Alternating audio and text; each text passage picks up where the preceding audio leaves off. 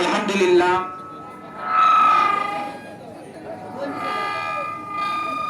আলহামদুলিল্লাহ, লাখো কোটি শুকরিয়া সেই মহান আল্লাহ তাবারক ওয়া তাআলা, যিনি আমাদেরকে আল্লাহ রাব্বুল আলামিনের মেহেরবানি, দয়া করে, মায়া করে আল্লাহ তাবারক ওয়া তাআলা আমাদেরকে জীবিত রাখছেন। তার শানে একবারে বলি আলহামদুলিল্লাহ।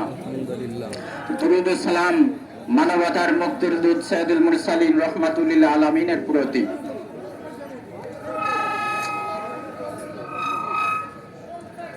আমরা মুসলমান, ইসলাম আমাদের ধর্ম।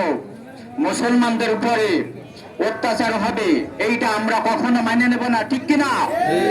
কখনো আমরা মেনে নেব না। আমাদের গায়ে সামান্য রক্ত থাকতে আমরা এটা কখনো মেনে নেব না। আমরা সর্বদা হাত দিয়ে চেষ্টা করব, মুখ দিয়ে ঘৃণা করব, কখনো আমরা পিছপা হব না। আমরা জীবনের শেষ মুহূর্ত পর্যন্ত এর বিরুদ্ধে আমরা কথা বলে যাব, কাজ করে যাব ইনশাআল্লাহ, ঠিক কিনা? আমরা যতদিন বেঁচে থাকবো মুসলমানের উপরে অত্যাচার হবে, নির্যাতন হবে, এইটা আমরা কখনো মেনে নেব না, ঠিক কিনা? কখনো আমরা মেনে নেব না।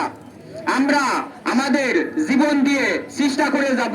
অবশ্যই যখনই আমরা চেষ্টা করব, অবশ্যই আল্লাহ রাব্বুল আলামিনের কাছে এর জবাবদিহি আমরা করতে পারবো যে আমরা চেষ্টা করেছি, কষ্ট করেছি, আমরা শেষ পর্যন্ত কি করেছি?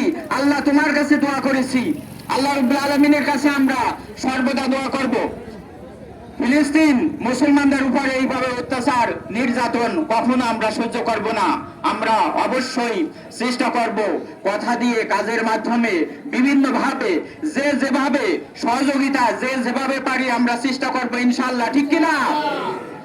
এই জন্য আমি আমার কথা শেষ করেছি। আখিরু দাওয়ানা আলহামদুলিল্লাহি রাব্বিল আলামিন।